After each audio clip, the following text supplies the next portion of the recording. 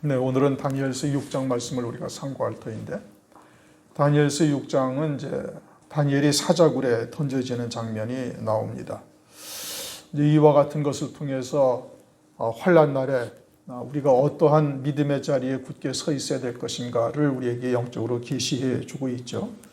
다니엘서는 요한계시록과 함께 말세에 있을 환난 날에 대한 계시다. 이것은 우리가 다 아는 바이죠.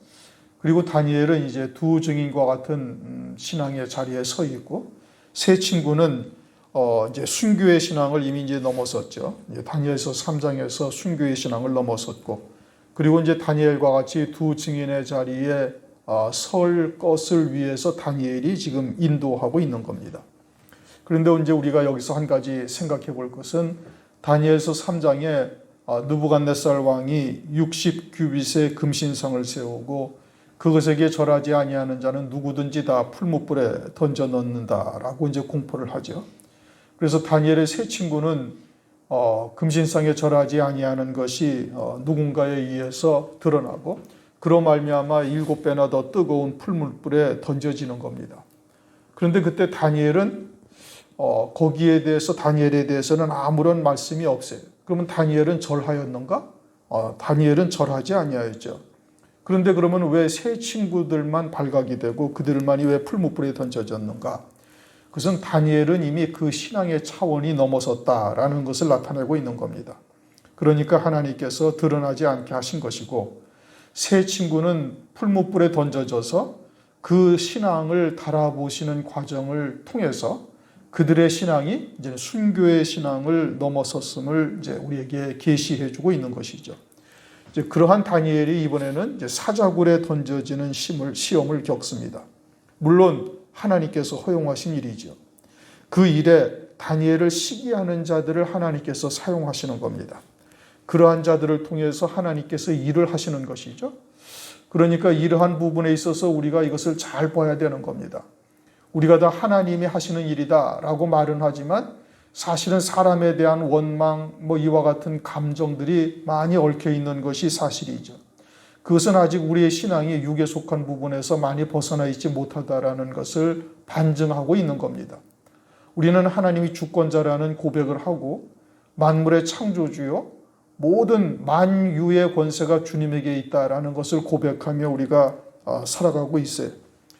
그러니 우리에게 다가온 여러 가지의 환경 또는 사람들로 인해서 겪게 되어지는 고난, 이런 것도 사실은 그 뒤에 하나님의 허용하심, 하나님의 역사가 다 배어져 있는 거예요. 그런데 사람만 보이고 환경만 보이고 이렇게 본다면은 우리가 아직 신앙이 어린아이의 신앙에서 벗어나 있지를 못한 겁니다. 그 뒤에 계시는 하나님의 역사를 볼 수 있어야 되는 거예요. 다니엘을 시기하는 자들이 다니엘을 통해 다니엘을 사자굴에 던져내려고 이제 이와 같은 조서를 만들고 어인을 찢게 만들죠. 그런데 다니엘은 그들에 의해서 사자굴에 던져졌다는 것을 원망하는 적이 한 번도 없어요.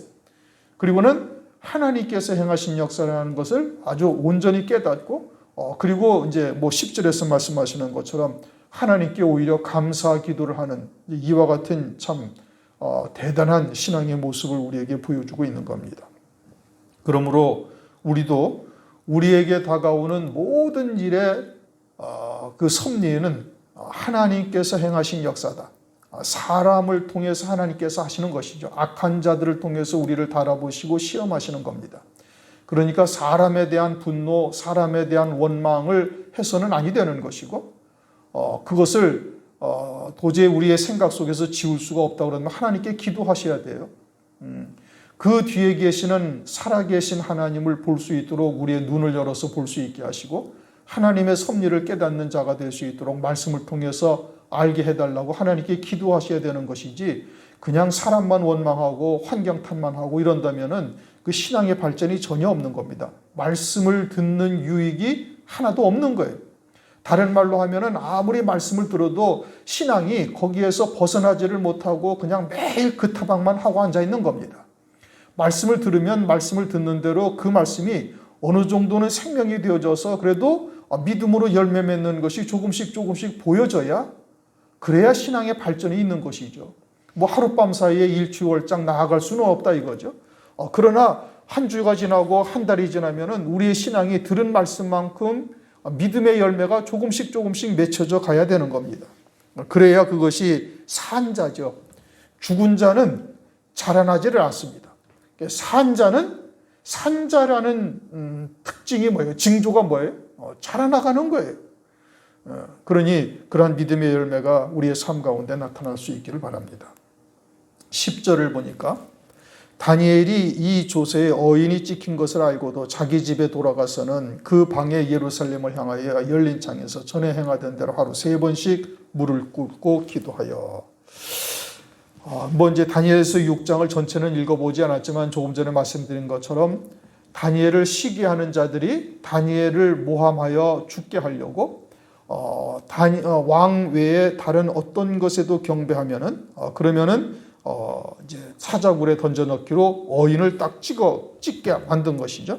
그런데 다니엘이 그것을 알고도 예루살렘으로 향한 방에서 예루살렘으로 향한 열린 창을 열어놓고 그리고 전에 하던 대로 하루에 3번씩 무릎을 꿇고 기도했다. 이렇게 지금 말씀하고 있는 겁니다. 창을 열어놓고 열린 창에서 하루 3번씩 무릎을 꿇고 기도하면은 다른 사람이 다 알 수가 있죠. 지금 그렇게 다른 신들에게 절하면은 사자굴에 던져놓는다는 조서가 공포가 된 겁니다. 그러니까 그것을 알고도 늘 하던 대로 이렇게 기도를 하고 있다. 과연 우리는 다니엘과 같은 믿음을 지킬 수가 있는지 우리 스스로를 잘 돌아봐야 되는 겁니다. 지난 주일은 우리가 나팔절 절기의 주일로 지켰죠. 그러나 오늘날 일반적인 교회에서는 이 나팔절 절기를 지키는 교회는 99.99% 없습니다. 일반적인 교회에서는 나팔절이라는 단어조차도 깨닫지도 못하고 알지도 못하죠. 그러니까 이와 같은 절기를 지키는 것을 보면은 이단시할 수도 있는 거예요. 오늘날은 대부분 교회가 다 추수감사절이나 성탄절 그리고 부활절이라고 이렇게 3가지 명절을 지키지 우리처럼 이렇게 성경에 기록된 7절기를 지키는 교회는 한 곳은 아니지만은 거의가 없죠. 그리고 그러니 자기들과 다르고 그리고 자기들은 듣도 보도 못한 이상한 절기의 이름을 성경에 다 있는데 본인들이 성경이 무엇을 말씀하신지를 안 본 것은 생각지 아니하고 자기들이 그저 습관처럼 또는 관례처럼 지키는 그와 같은 것들을 지키지 않는다고 이상하게 바라보는 것이죠. 그러니 그런 것들을 두려워서 우리가 성경에서 말씀하시는 절기를 지키지 못하면 아니 되죠. 이제 성탄절이라는 절기, 이제 이와 같은 것들도 이제 온 나라의 교회가 다 성탄절을 지키죠. 카톨릭에서부터 시작해서 기독교가 다 지키고 있어요. 그러니까 그때 그런 자기들과 똑같은 그러한 예배 또 그러한 명절로 삼아서 절기를 지키지 아니하면 이상하게 볼 것은 당연한 것이죠. 그럼에도 불구하고 우리는 하나님의 말씀을 쫓아 그러한 절기는 아예 배격을 하고 오직 말씀으로 돌아가서 지키고 있는 거예요. 그러므로 우리가 이와 같은 행동을 한다면은 우리를 아는 사람들이나 또는 교회를 혹시라도 왔다 가는 사람이 있으면은 이상하게 볼 수가 있는 것이죠. 그것은 이제 장차 환난 날에도 또 있게 되어질 일들인 겁니다. 우리가 그와 같이 적그리스도를 경배하거나 또는 적그리스도를 먼저 찬양하고 사진을 걸어놓고 잠깐 묵례를 하고 예배를 드린다거나 이와 같은 것을 하지 아니하게 된다면은 그러면은 이제 감시하는 자들이나 또는 이런 자들이 살피면서 돌아다니다가 이제 고발하게 되는 것이죠. 그러니까 또 이제 한편으로는 그런 이제 환난 날에 그런 핍박이나 이런 것을 피하기 위해서 하나님은 은밀한 가운데 계시는 하나님이시니까 남들이 알지 못하게 그저 구석진 곳에서 또는 문을 닫아놓고 안에서 은밀히 예배해도 되지 않겠는가. 그러나 다니엘은 열린 창을 향하여 예루살렘을 향하여 창문이 열려 있는데 그 안에서 하나님께 기도하고 예배를 드린 것이죠. 누구나 알 수 있게 한 겁니다. 하나님의 말씀을 쫓는 일에 항상 당당한 거예요. 자신의 어떠한 손해 또는 위해가 다가온다 할지라도 전혀 두려워하지 아니한 겁니다. 왜요? 하나님이 주권자시고 하나님께서 행하시는 모든 역사가 선하다는 것을 알고 있기 때문에 그러는 것이죠. 그리고서 여기서 다니엘이 예루살렘을 향하여 기도했다.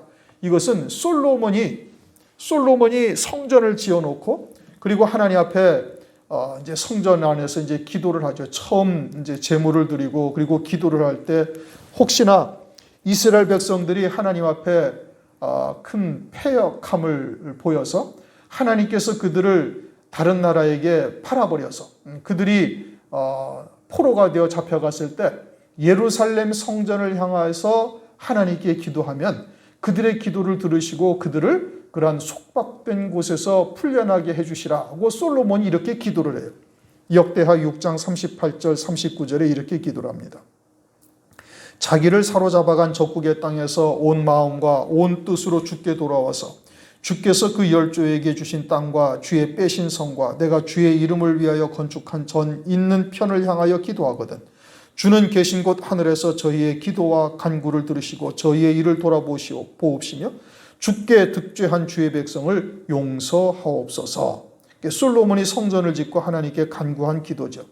그러한 솔로몬의 기도에 힘입어서 다니엘이 지금 포로로 잡혀와 있는 자신들의 신세를 바라보고 그리고 하나님의 계신 곳 예루살렘 성전을 향해서 그 언약을 기억하고 지금 기도하고 있는 거예요.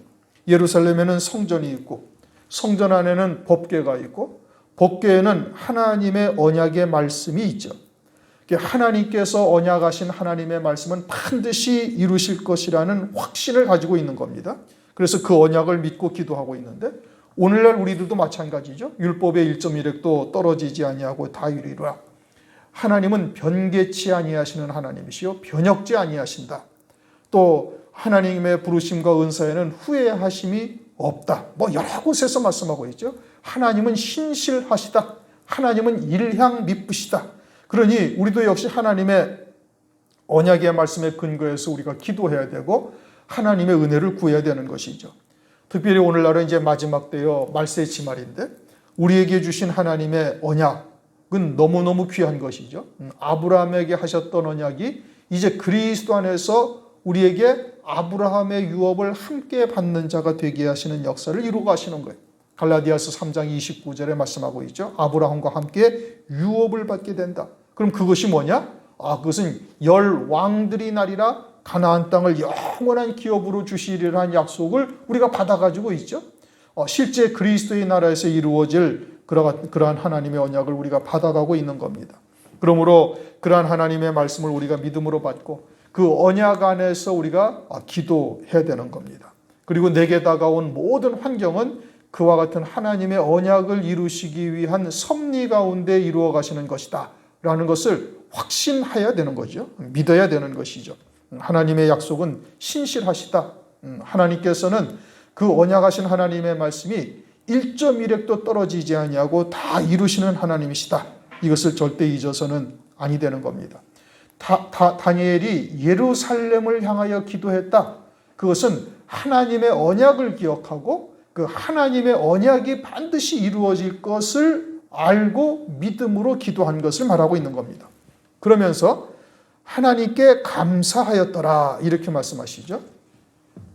다니엘서 6장 2절을 보면은 이렇게 말씀하시요.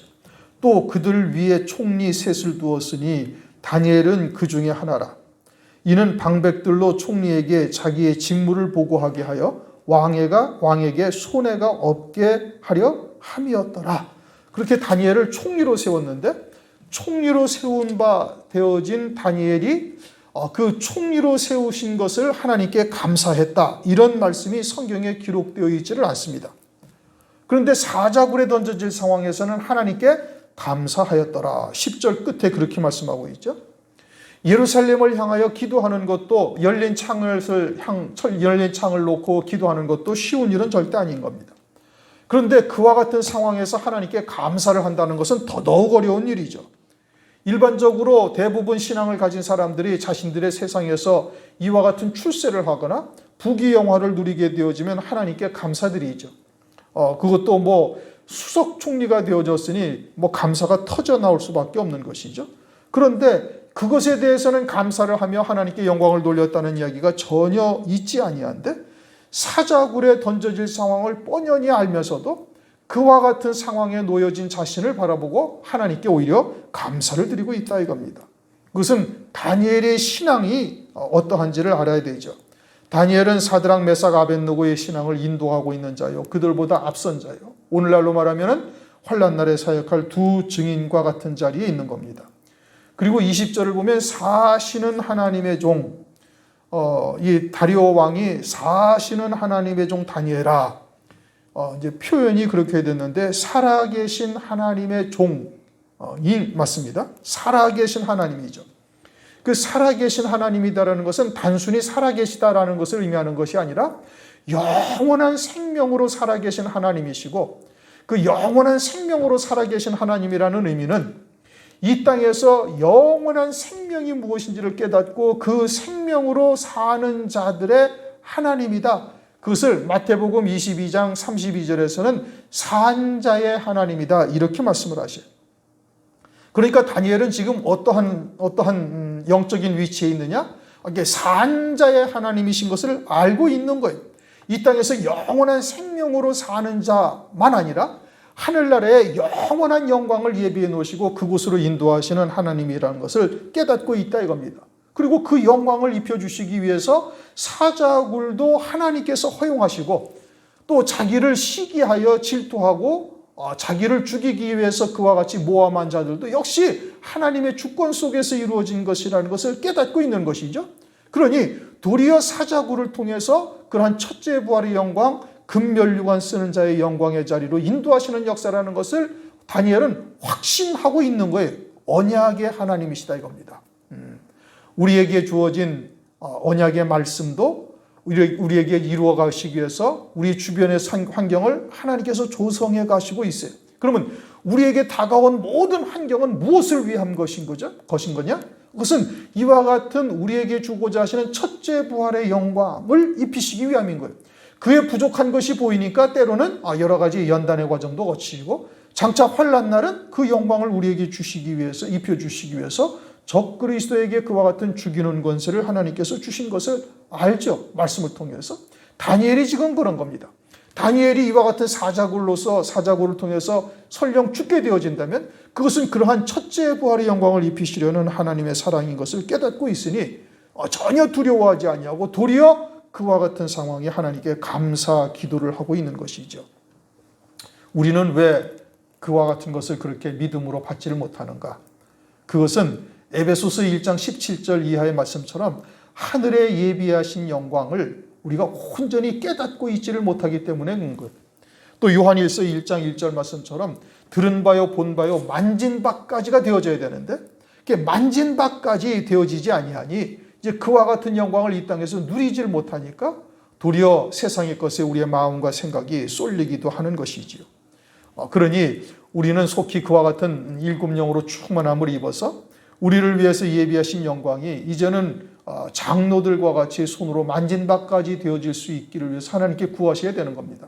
말씀을 통해서 그것을 확인하고 신실하신 하나님이 반드시 이루실 것, 그리고 하늘에서 뜻이 이룬 것이니 이 땅에서도 이루어지이다 라고 기도하라고 말씀하셨잖아요. 우리에게 말씀을 통해서 그것을 깨닫게 하시고 믿음으로 받게 하신 것은 하늘 위에 실상이 있기 때문에 우리에게 보게 하신 것이고 믿음으로 받게 하신 거예요. 그러면은 그저 요단강물에 발을 딱 내디디면 되는 겁니다. 믿음으로 그냥 발걸음을 옮기면 되는 거예요. 그리하면은 요단강물이 갈라지고 그 실상을 이 땅에서 누리면서 살아갈 수 있는 자가 되는 것입니다. 다니엘은 그것을 누리면서 살아가는 거예요. 그러니까 사자굴 앞에서 감사하는 것이죠. 우리도 그와 같은 신앙이 되어지면 환난 앞에서 감사할 수가 있는 자가 되는 겁니다. 다니엘도 우리와 성정이 다 똑같은 자죠. 남자의 후손이요. 우리가 입고 있는 육체를 그도 그대로 입고 있는 겁니다. 그러나 그 믿음으로 말미암아서 사자굴 앞에서 오히려 감사하는 이와 같은 신앙인 것을 우리에게 보여주시고 있는 겁니다. 또 감사한 일은, 다니엘이 또 감사한 것은 무엇이냐? 지금은 이제 메대 사람들이 다 우상을 섬기고 있죠. 하나님을 모르는 자들인 겁니다. 그런데 26절에 다리오 왕이, 메대 왕 다리오가 다니엘이 사자굴에서 살아나온 것을 딱 보고서는 다리오 왕이 다스리고 있던 모든 나라에 누구를 막론하고 다니엘의 하나님을 경외하라고 명령을 내립니다. 그러니까 다리오 왕이 있는 모든 나라의 백성들은 다 누구를 섬겨야 되는가? 하나님만을 섬기게 되는 거예요. 다니엘로 말미암아서 메대 나라에 있는 모든 자들은 하나님의 백성이 된 겁니다. 어떻게 해서? 다니엘이 사자굴을 통해서 살아나옴으로 살아계신 하나님을 확증한 것이죠. 그러니 그와 같은 것을 통해서 하나님의 영광을 받으시는 것이고 하나님의 역사를 이루어 가시는 것이죠. 장차 환난 날에도 한때, 두때, 반때 순교하는 성도들이 있어요. 한때 순교하는 성도들이 가장 큰 상급을 받는 것이죠. 두때나 반때에 순교하는 자들보다 더 큰 영광을 그들이 받는 겁니다. 그러면 한때 순교하는 그 성도들을 바라보고서 다른 성도들이 아직 망설이고 있던 성도들이 믿음의 정절을 지키는 그들을 바라보고 그들도 신앙을 반석같이 만들어서 굳게 만들어서 두때 그리고 나머지 반때에 순교하는 자들로 되게 하는 역사를 이루는 것이죠. 한때 순교하는 성도들을 통해서 참 믿음이 무엇인지를 그들을 보고 돌아오게 되는 것입니다. 그러므로 그와 같은 것을 다니엘은 보고서는 전혀 개의치 않고 하나님께 감사를 드리는 것이죠. 또 이제 자신들의 올무를 놓았던 자들이 다니엘이 살아나오고 그리고서는 그들이 즉시로 모든 가족들과 함께 사자굴에 던져지는데 그 발이 땅에 닿기도 전에 사자들에게 잡혀서 뼈까지 다 부러뜨렸다. 이제 성경은 그렇게 말씀하고 있죠. 악한 자들인 겁니다. 그들은 반드시 멸망이라는 것을 이것을 통해서 우리에게 확실히 보여주는 거예요. 더더군다나 환난 날에는 요한계시록 18장 2절에 큰 성 바벨론 음녀가 반드시 무너졌다. 그것도 무너졌도다 두 번씩 반복해서 말씀하셔요. 땅에서도 무너질 뿐 아니라 하늘나라에서도 영원히 무너지게 되어질 것을 말씀을 하고 있는 겁니다. 만약에 그러한 음녀교회와 적그리스도의 세상이 계속 지속된다면 하나님의 영광이 나타날 수가 없는 것이죠. 더더군다나 다니엘과 세 친구들을 통해서 말세의 신앙을 계시하는데 다니엘이 이와 같은 악한 자들이 다니엘을 모함하고 다니엘을 사자굴에 던져놓도록 올무를 짠 그들이 승승장구한다면 그러면 하나님의 공의가 훼손되는 겁니다. 환난 날에 적그리스도나 또는 거짓 선지자 또는 음료교회가 계속해서 권세를 누릴 수 있다는 이야기밖에 될 수가 없는 것이죠. 그러니 하나님께서는 반드시 그들을 멸하실 것을 이들을 통해서 우리에게 보여주시고 있는 겁니다. 여러분들도 아시다시피 오늘날 우리나라에서도 차별금지법이라는 것이 이제 자꾸 국회에서 이야기가 되고 있죠. 외국에서는 이미 그와 같은 동일한 법들이 다 시행되고 있다고 이미 말씀을 드렸어요. 우리도 이제 그와 같은 법이 정해지고 그리고 이제 환란이 되어지면 지금은 이런 법이 정해져도 교회 안에서 예수만이 그리스도다, 구주가 되신다 외쳐도 크게 저촉되지 않지만 나중에 환란 날에 교회를 이제 제재할 수 있는 법적인 근거를 지금 만들어가고 있는 겁니다. 그러므로 우리가 하나님의 언약에 대한 확고한 신앙을 가지지 아니하면 장차 환란 날에 이와 같은 어둠의 권세가 우리에게 위협하고 회방하고 또는 죽이려고 다가올 때 과연 이러한 믿음의 자리에 우리가 굳게 설 수 있는지 우리 스스로의 신앙을 돌아볼 수 있어야 되는 겁니다. 다니엘은 그 조세의 어인이 찍힌 것을 알고도 열린 창을 예루살렘으로 향하여 열린 창 아래서 하루에 3번씩 기도를 하였다. 그리고 하나님께 감사를 드렸다. 이게 오늘날 무엇을 의미하는지 우리가 아주 심각하게 참으로 묵상을 하고 우리의 신앙이 그와 같은 믿음의 자리에 있는지를 우리 스스로를 한번 돌아볼 수 있어야 되겠습니다. 19절 이튿날에 왕이 새벽에 일어나 급히 사자굴로 가서 다리오 왕이 잠도 자지 않다가 그냥 새벽에 먼동이 트기도 전에 사자굴로 갔죠. 그래서 다니엘을 아끼는 마음이었던 거예요. 다니엘이 이렇게까지 되리라고는 전혀 생각지도 못했던 것이죠. 그리고는 다니엘이 믿고 있는 하나님, 살아계신 하나님께서 혹시 구해 주셨을지도 모른다라는 생각으로 이제 쫓아간 겁니다. 그러면서 20절 다니엘이 든 굴에 가까이 이르러는 슬피 소리질러 다니엘에게 물어 가로되 사시는 하나님의 종 다니엘아 너의 항상 섬기는 내 하나님이 사자에게서 너를 구원하시기에 능하셨느냐. 다리오 왕은 이와 같은 조서를 내리고도 혹시라도 다니엘이 이제 이와 같이 30일 동안 금령을 내렸으니까 그 기간 동안만 기도하지 아니하고 넘어가면 되리라 하고 생각을 했던 것이죠. 일반적으로 세상 사람들도 소나기가 내릴 때는 뭐 잠시 피하였다 간다라고 생각을 하죠. 사람들도 때로는 신앙의 문제에 있어서도 환경이 여의치 못하면 잠시 그 환경을 따라 신앙을 유보하는 경우들도 더러더러 있습니다. 그러면서 스스로 생각하기에는 자신의 신앙의 본질은 여전하다라고 스스로에게는 아주 관대하게 생각을 합니다. 하나님을 성실하게 섬기고 있다라고 스스로 생각을 하죠. 다리오 왕도 그렇게 생각할 수도 있었던 겁니다. 그러나 그 환경도 주장하시는 분은 하나님이시죠. 그것은 과연 믿음으로 살고 있는지의 여부를 아시려고 시험하시는 겁니다. 세상과 나를 십자가에 못 박은 신앙이라면 그러한 것에 결코 좌우되지 아니한 겁니다. 영적인 면에 있어서는 그 어떠한 것과도 타협할 수가 없다라는 것을 우리가 잘 알아야 되는 겁니다. 은혜 시대에 믿음을 제대로 지키지 못하는 신앙이 환난 날에는 신앙의 정절을 지킬 수 있느냐? 그것은 절대 있을 수가 없는 것이에요.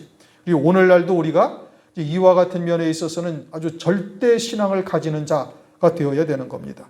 그러면서 다리오 왕이 사시는 하나님의 종이다. 살아계신 하나님의 종이다. 이런 말씀이죠. 살아계셔서 한 생명 한 생명을 살리시는 하나님이시죠. 그런데 다리오 왕이 생각하는 사시는 하나님이라는 것은 세상에서의 이런 육신의 목숨이 위태로울 때 그 가운데서 구원하시는 하나님으로 알고 있는 겁니다. 다니엘은 살아계신 하나님이라고 고백하는 것은 하늘나라의 영광 중에 최고의 영광을 예비해 놓으시고 그와 같은 영광에 합당한 자로 살리시는 하나님. 그러니까 다리오 왕은 세상에서 살아계신 하나님을 찾고 있는 것이고 다니엘은 영원한 하나님의 나라에서의 영광을 위하여 살아계신 하나님으로 일하시는 하나님으로 보고 있는 겁니다. 그러니까 다리오 왕이 사시는 하나님이라고 말하는 것의 그 관점과 다니엘이 바라보고 있는 살아계신 하나님과는 차이가 있는 것이죠. 그것은 오늘날도 마찬가지입니다. 육에 속한 자는 다리와 왕처럼 세상에서의 고난이나 환난이나 큰 위경에서 건져내시는 하나님으로 알고 있는 것이고 살아계셔서 그와 같이 자기 백성들을 구원하신다라고 생각을 하고 있는 것이고 영에 속한 자여 새 피조물로 사는 자라면 하늘에 예비하신 영광을 위하여 우리를 구원해 가시는 살아계신 하나님으로 아는 겁니다. 각자 부르기는 똑같이 살아계신 하나님이라고 부르지만 그 신앙의 관점은 전혀 다른 것이다. 21절 다니엘이 왕에게 고하되 왕이여 원컨대 왕은 만세수를 하옵소서.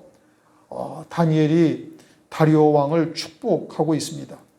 자기를 잘못 생각해서 잠깐 잘못 생각해서 그저 간신배들이 왕을 축혀주는 것에 생각을 잠깐 잘못해가지고 조서의 어인을 찍어서 이 다니엘을 갖다가 사자굴에 집어넣었으니 인간적으로는 좀 원망스럽기도 할 것이고 인격적으로 좀 품이 있는 사람은 말은 안 하지만 그런 얘기를 안 하지만 감정을 억누르고 표현을 하지 않겠죠. 그러나 이처럼 다니엘처럼 축복한다는 것은 사실 쉬운 일은 아닌 겁니다. 다니엘이 그렇게 축복할 수 있었던 근거는 뭐냐? 그것은 이 모든 일의 뒤에는 살아계신 하나님의 역사가 있다라는 것을 확고히 믿고 있는 것이죠. 다리오 왕이 실수한 것이 아니라 하나님의 섭리라는 것을 믿고 있는 겁니다.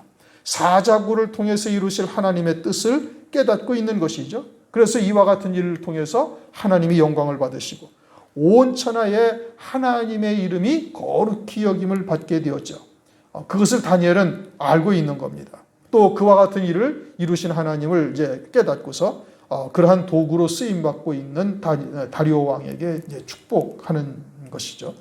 우리도 이처럼 하나님의 섭리 가운데 이루어지는 역사라는 것을 우리가 확신할 수 있어야 되는 겁니다.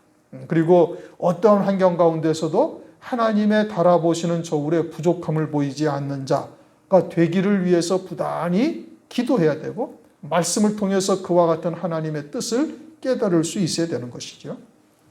22절 나의 하나님이 이미 그의 천사를 보내어 사자들의 입을 봉하셨으므로 사자들이 나를 상하지 아니하였사오니 이는 나의 무죄함이 그 앞에 명백함이오며 또 왕이여 나는 왕의 앞에서도 해를 끼치지 아니하였나이다.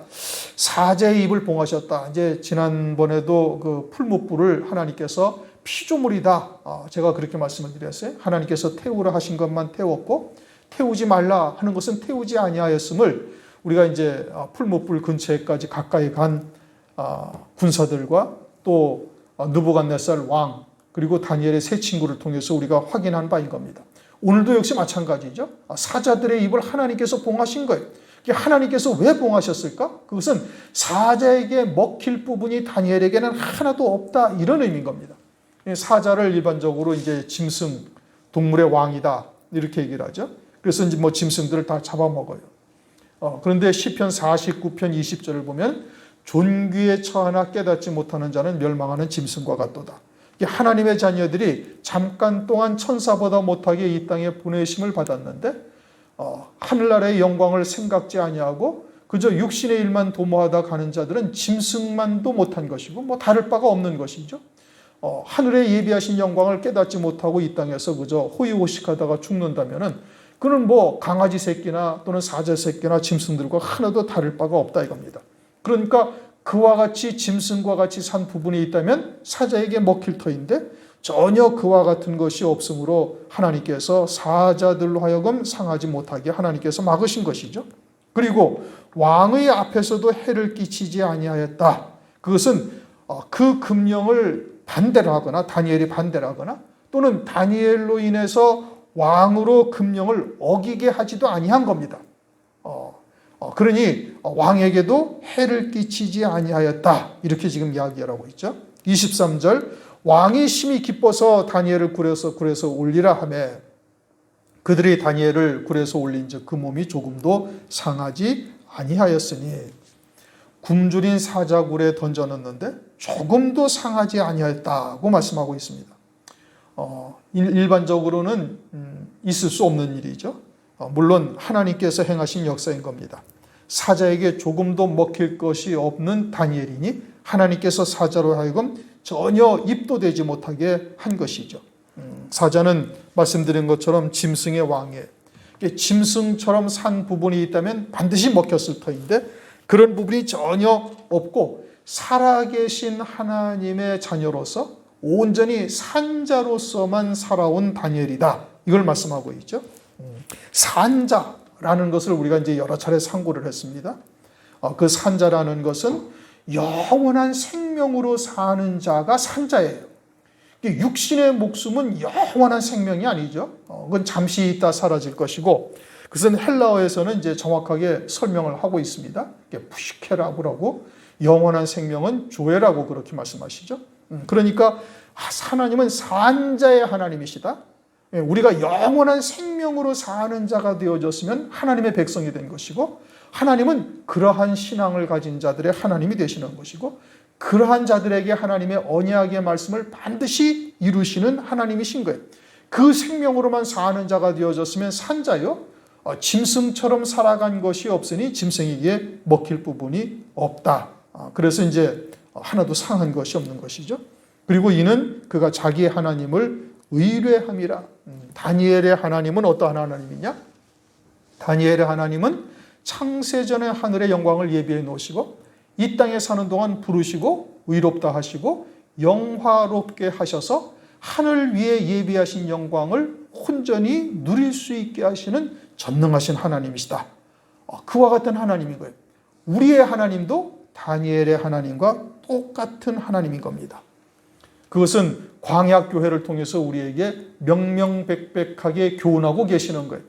그러한 하나님의 언약의 말씀을 믿지 못하는 자들은 광야에서 다 멸망당하게 하시고 그리고 남은 자들로 그에 합당한 신앙으로 기르셔서 가나안 땅에 인도하시는 하나님, 아브라함에게 하셨던 언약을 반드시 이루시는 하나님이시죠. 오늘날 우리들이 그러한 광야교회를 걷고 있는 겁니다. 다니엘과 또 그 세 친구들의 신앙이 어떠한지를 우리에게 교훈하시면서 우리도 이 광야 끝에는 그처럼 우리에게 언약하신 가나안 땅이 있다는 것을 우리가 확신하고 있고 그 언약의 말씀을 반드시 이루시는 하나님이시다. 언약궤가 있는 예루살렘을 향해서 하나님께 감사하며 기도하고 있는 다니엘을 통해서 다시 한번 확인하게 하시고 이제 우리에게 다가올 그와 같은 환난이나 그와 같은 일들을 통해서 이루실 언약도 반드시 이루시는 하나님이시다. 이것을 우리에게 보여주시고 있는 것이죠. 사자굴에서 살아나온 다니엘, 그것은 하나님의 역사하심이고 하나님께서 행하시는 역사로 그와 같은 일들이 이루어지고 있음을 우리가 잘 보고 앞으로 우리에게 다가올 일들에서도 넉넉히 이길 수 있는 우리 모두가 되시기를 주님의 이름으로 축원합니다. 아멘. 기도하시겠습니다. 하나님, 오늘 다니엘의 믿음을 우리가 다시 한번 상고할 수 있도록 은총을 베풀어 주시니 감사를 드립니다. 다니엘은 사자굴 앞에서 감사하는 신앙이었고 이것이 이제 예비하신 영광에 이르게 하시는 하나님의 역사라는 것을 믿고 또 이것을 통해서 하나님이 영광 받으실 여러 가지의 일들이 있음을 확신하며 하나님께 영광을 돌리고 감사하며 하나님께 기도하였음을 우리가 보았습니다. 과연 우리는 이와 같은 위경에서 하나님 앞에 감사드릴 수 있는 존재인지 그 믿음을 가지고 있는 자인지 우리 스스로를 돌아볼 수 있는 기회를 주심을 감사를 드립니다. 부족한 부분이 있다면 이제 요단강 앞에 선 제사장처럼 하나님의 법궤를 어깨에 메고 그리고 믿음으로 강물에 발을 내디딜 수 있는 저희들 되도록 은혜 위에 은혜를 더하여 주시옵소서. 그러므로 살아계신 하나님을 우리가 체험하고 더 큰 믿음으로 달려갈 수 있는 저희들 되도록 인도하여 주시옵소서. 감사를 드리옵고 우리 구주 예수 그리스도의 이름으로 감사하며 기도드리옵나이다. 아멘.